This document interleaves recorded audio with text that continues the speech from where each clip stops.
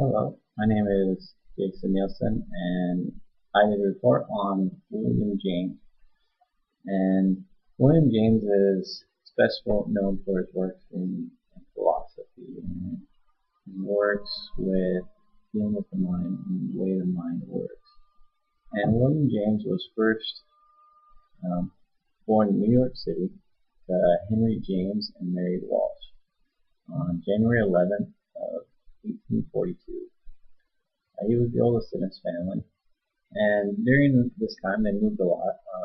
He went to Europe at a time, and then moved back to the United States. And they did that a lot. He lived in Europe a lot. Um, but in Europe, he became interested in the arts and the sciences, especially in the arts while he was there. When he came back to the United States, he wanted to get more into the arts.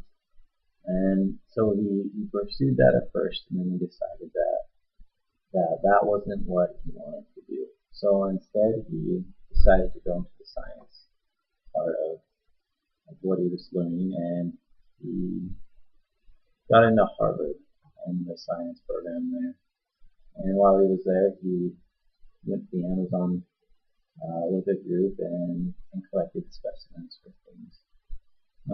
James also was, during his life, he suffered through depression, but this, I think, helped him to understand the ways of philosophy and the ways that the mind works. But while he was in Harvard, he was asked by one of the professors to teach a philosophy course while he was there, and he said that his first philosophy course that he took was the first time he ever heard one or did one, and that was the first one he taught, and that was his introduction to philosophy. Um, while he was also there, he wrote a book well, he wrote many books, but one of the most famous ones that he wrote is called The Principles of Philosophy. And it took him 12 years to write this book, and when he was finished with it, he really didn't like the results of it, but people around the philosophy community said that that was his best work, and at that time it was known for the book of philosophy at that time.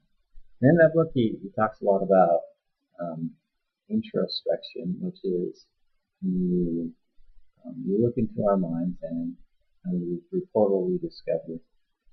And he had a background in biology, which helped him understand how the mind works, and he suffered through depression as well. And that also helped him learn how the mind works as well. And he put this in his book, and he gave a lot of real life examples. And many philosophers say that this is one of the best things about the book is his real life examples. James is also known for his views on pragmatism. And what pragmatism is, it's truth that isn't proven, that there's no absolutes, and that we should just focus on the importance of the idea instead of trying to find an absolute for something. And he believed that there's many ways to look at an idea, and you shouldn't just go in and think that there's just one way to do things, but that there are many ways to do things. And he's a big advocate of pragmatism. James also talked a lot about religion and his religious views that he had. He didn't belong to any church or any religious institution, but he believed that there was a higher being, and that we needed something for that to believe in, for us to carry on our lives and to help us out. And James had many instances where he believed that there was a higher being. One time he was out in the woods by himself and he got lost and couldn't find his way back. And said that this experience helped him to look at things and to see that there's somebody else out there. And also another example was a time when his 6-month-old um, died unexpectedly, and he believed that there was a higher being there, and there was something else more to be. So he believed a lot in the religious views, but though he didn't belong to any church.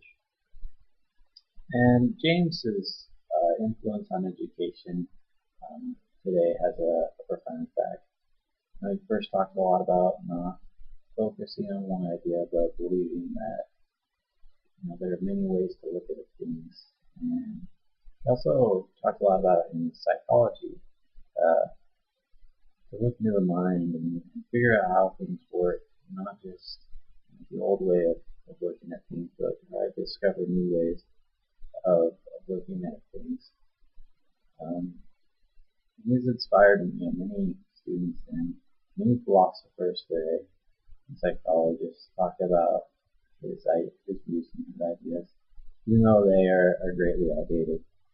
Um, he died on in 2000 or 1910, and as a future teacher and a student, I'm greatly involved in James's views about not trying to focus on one thing, but try to broaden my horizons and see the different ideas that people have or different views that are there. Thank you.